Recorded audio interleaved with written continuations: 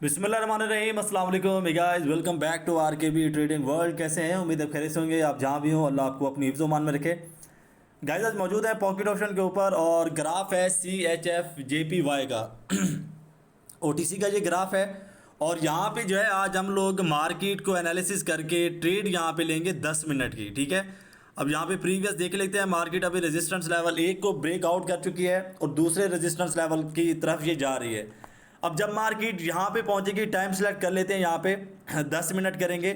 यहाँ पे 10 मिनट नहीं है, करना पड़ेगा, प्लस करते हैं इसको, 10 मिनट सेट करते हैं। अभी यहाँ पे जो है ये रेजिस्टेंस लेवल ब्रेकआउट हो चुका है।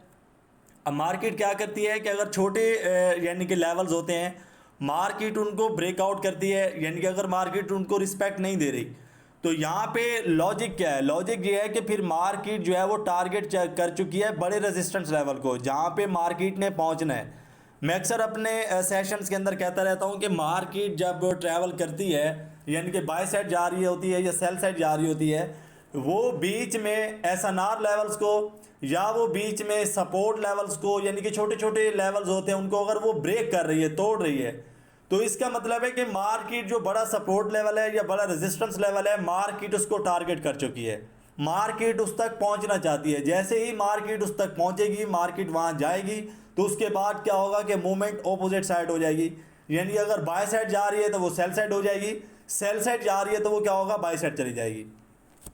तो मैंने इसका प्रीवियस लेवल आपको दिखाया, रेजिस्टेंस लेवल। अभी मार्केट देखेंगे ब्रेकआउट कर चुकी है रेजिस्टेंस लेवल को, लेकिन उसके बावजूद भी मार्केट जो है सेल साइड ट्रैप करने की कोशिश कर रही है।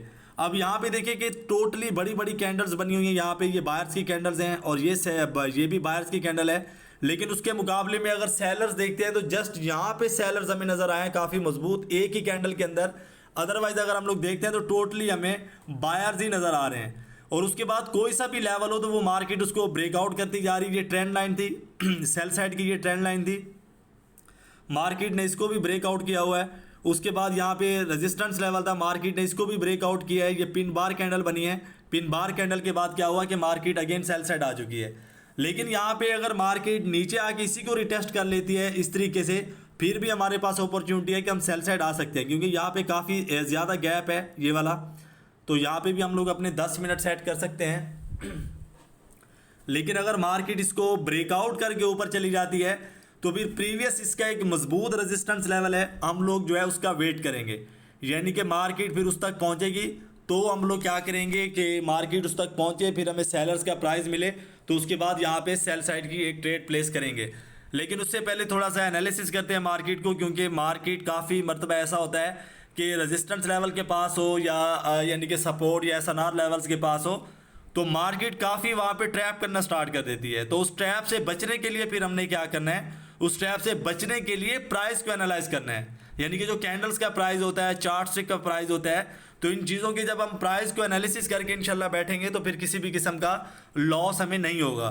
कैंडल्स हों, चार्ट्स हों, कोई सा भी, यानी कि आप चार्ट खोल के बैठे हुए हैं, चाहे OTC है, चाहे रियल मार्केट का ग्राफ है, या किसी ब्रोकर में बैठे हुए हैं, फॉरेक्स में बैठे हुए हैं, एनालिसिस मार्केट को जो है वो लाजमी किया करें। अब प्रीवियस चार्ट भी देख लिया करें। अब यहाँ पे जो है टाइम हमारा सेट हो चुका है। उसके बाद हम क्या करेंगे, यहाँ पे $200 सेट करते हैं, ताकि क्योंकि काफ़ी अभी अपॉर्चुनिटी नज़र आ रही है मिलते हुए कि मार्केट अभी हमें यहाँ पे ट्रेड देगी, लेकिन यहाँ पे काफ़ी ज़्यादा ख़तरनाक भी हो रही है मार्केट। अब यहाँ पे क्या करेंगे, मज़ीद एक कैंडल होल्ड करते हैं यहाँ पे, ताकि एक और कैंडल का हमें प्राइस मिल जाए, क्योंकि मार्केट अपने टारगेट तक तो पहुँच चुकी है। लेकिन अभी यहाँ पे ये काफ़ी ख़तरनाक कैंडल बनती है यहाँ पे। अब यहाँ पे मैंने टाइम इसलिए थोड़ा सा कम कर दिया है क्योंकि मार्केट जो है वो रूलिंग दे रही है बार बार, सेलर्स की भी बायर्स की भी। तो 10 मिनट जो है वो काफ़ी ख़तरनाक हमारे लिए साबित हो सकते थे, तो इसलिए जो टाइम है वो मैंने थोड़ा कम कर दिया यहाँ पे। तो 5 मिनट मैंने टाइम किया है। तो आगे जाके देखते हैं कि अगर मार्केट ज़्यादा ऊपर निकल जाती है तो 5 मिनट की बजाय भी 10 मिनट की भी ट्रेड ले सकते हैं हम यहाँ पे। तो यहाँ पे देखते हैं, ये देखिए प्रीवियस, यहाँ पे मैं लेवल सेट कर लेता हूँ। अब यहाँ पे इस लेवल तक मार्केट पहुँच चुकी है, ये लेवल है इसका। अब यहाँ पे मार्केट पहुँच चुकी है, ये टारगेट होता है, यानी कि जो बड़ा रेजिस्टेंस लेवल होता है वो टारगेट होता है। तो अब देखिए ये सेलर्स भी एंट्री लेना स्टार्ट हो गए, एंटर होना स्टार्ट हो गए हैं। तो इस कैंडल पे जो है हम लोग सेल साइड की यहाँ पे ट्रेड प्लेस करेंगे, ये हमारे पास अपॉर्चुनिटी है। तो यहाँ पे जो है डॉलर में सेट करता हूँ 200 200, यहाँ पे सेल जाएंगे हम लोग। अब यहाँ पे मैंने ट्रेड प्लेस कर दी है सेल साइड की, $200 की ये ट्रेड है, 5 मिनट का ये हमारा ट्रेड है।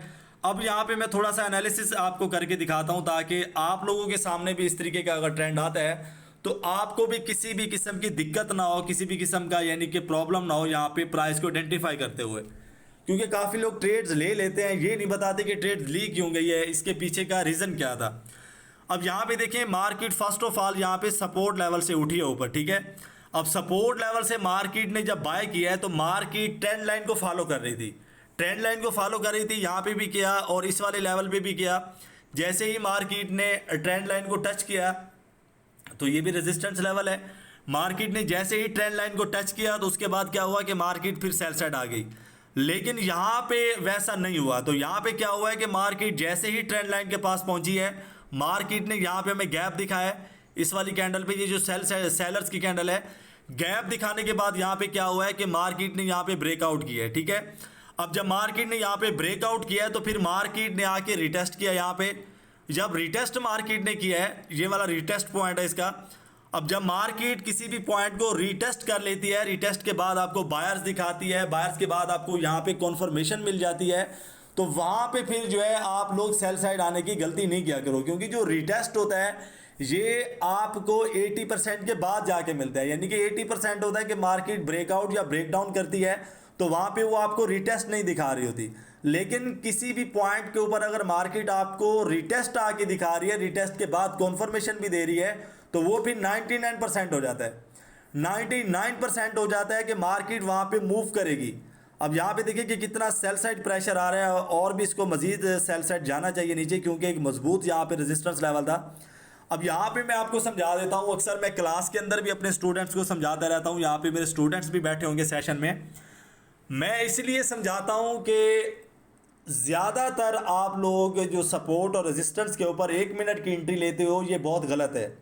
अब देखिए सपोर्ट पे और रेजिस्टेंस पे मैं भी 5 मिनट की एंट्री लेता हूँ, 10 मिनट मुझे अगर लगता है कि यार यहाँ पे 10 मिनट की एंट्री लेनी चाहिए तो मैं वहाँ पे 10 मिनट की एंट्री ले लेता हूँ। अब यहाँ पे देखेंगे मार्केट ने मार्केट यहाँ पे बार बार सेलर्स भी दिखा रही थी, बायर्स भी दिखा रही थी। अब बायर्स इसलिए दिखा रही थी, पहले मैंने 10 मिनट सेट किए हुए थे, लेकिन जब मुझे लगा कि बायर्स भी बीच में यानी कि इन्वॉल्व हैं, 80% अगर सेलर्स हैं तो 20% बायर्स भी हैं, तो मैंने क्या किया 10 मिनट की बजाय फिर मैंने टाइम को शॉर्ट करके 5 मिनट सेट कर लिया यहाँ पे।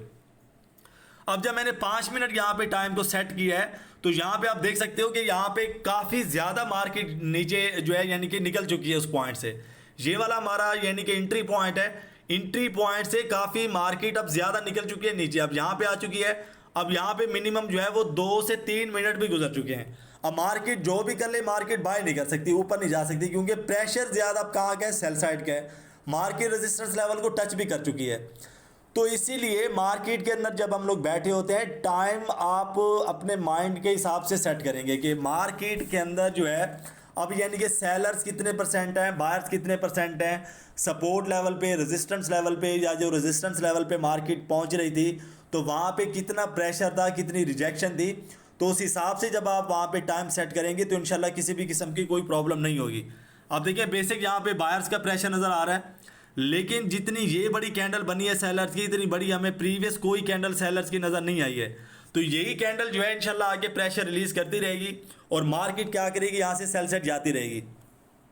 अब यहाँ पे मैं आपको एक और पॉइंट बता देता हूँ, अगर मार्केट प्रीवियस लेवल्स के ऊपर ट्रेंड लाइन में चल रही होती है, ठीक है, प्रीवियस लेवल्स के ऊपर अगर मार्केट वहाँ पे ट्रेंड लाइन पे चल रही होती है तो वहाँ पे फिर अक्सर होता क्या है कि मार्केट आगे आके सेम वही मूवमेंट पकड़ लेती है।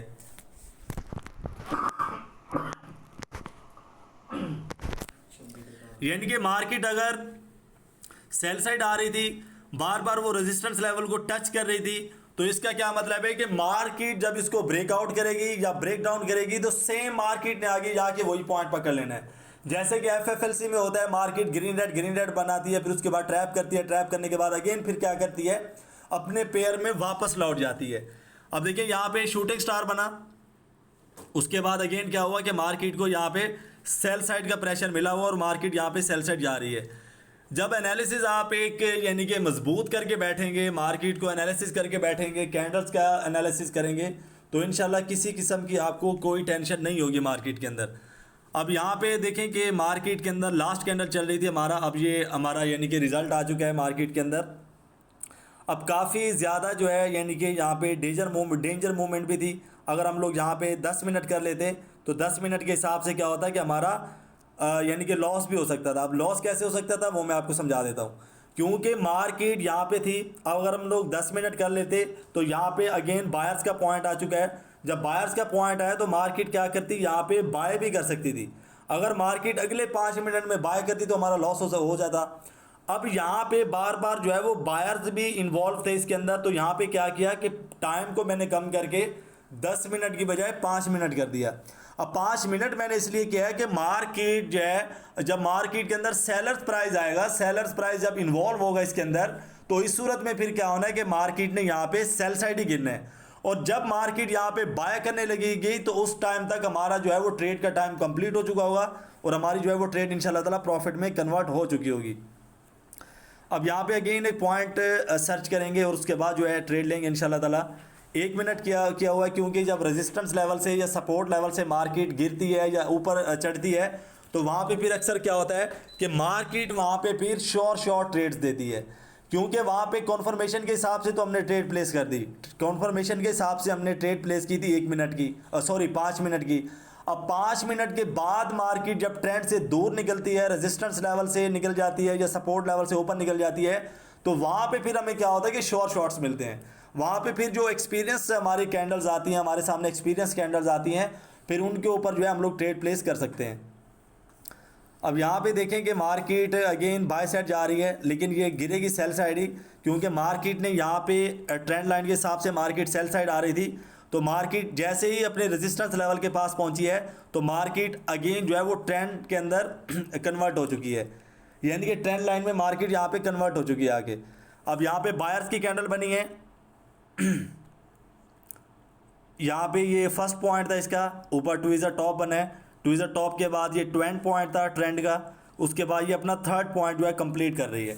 अब थर्ड पॉइंट से जब ये गिरेगी तो यहाँ पे फिर हमारे पास अपॉर्चुनिटी है कि हम अगेन 1 मिनट की सेल साइड की ट्रेड ले सकते हैं। क्योंकि मार्केट जब ट्रेंड के अंदर चल रही होती है, हाई एंड लो के अंदर चल रही होती है, तो मार्केट जो है वो प्रीवियस लेवल को ब्रेक डाउन करती है। सेल साइड आ रही होती है तो ब्रेक डाउन करती है, अगर यानी कि बाय साइड जा रही होती है तो वहाँ पे फिर क्या करती है, ब्रेकआउट करती है। अब यहाँ पे मैं आपको अगेन थोड़ा सा समझा देता हूँ। अब यहाँ पे देखें कि मार्केट ने यहाँ पे बायर्स की कैंडल बनाई है, अब ये एक ट्रेंड था, ठीक है। अब यहाँ पे मार्केट जब यहाँ पे गिरेगी तो फिर हमारे पास अपॉर्चुनिटी है कि हम लोग यहाँ पे सेल साइड आ सकते हैं। तो तबीयत की मैं माजरत करता हूँ, थोड़ा सा मेरा गला ख़राब है। अब यहाँ पे मैंने $200 का यानी कि टारगेट सेट किया हुआ 1 मिनट का, वो मैं आपको समझाता हूँ। क्योंकि मार्केट जब इस वाले पॉइंट पे पहुंची थी, इस वाले पॉइंट पे, तो मार्केट ने जब मार्केट आगे गई है तो मार्केट ने प्रीवियस पॉइंट को यहाँ पे ब्रेक डाउन किया है, ठीक है। अब मार्केट क्या करेगी, अगेन इसको भी आके ब्रेक डाउन करेगी, इसको भी आके यहाँ पे वो ब्रेक डाउन करेगी। क्योंकि जब मार्केट बाय साइड जा रही होती है तो वो हाई को ब्रेकआउट करती है, यानी कि जो प्रीवियस हाई होता है मार्केट इसको ब्रेकआउट करती है। जब सेल साइड आ रही होती है तो मार्केट जो प्रीवियस इसका लो होता है उसको ब्रेक डाउन करती है। तो ये आपने जो है बिल्कुल अपने यानी कि दिमाग में बिठानी है ये चीज़। अब यहाँ पे देखें कि काफ़ी मार्केट अभी माशाल्लाह से प्राइस के हिसाब से चल रही है और यहाँ पे सेल साइड आना स्टार्ट होगी है कैंडल।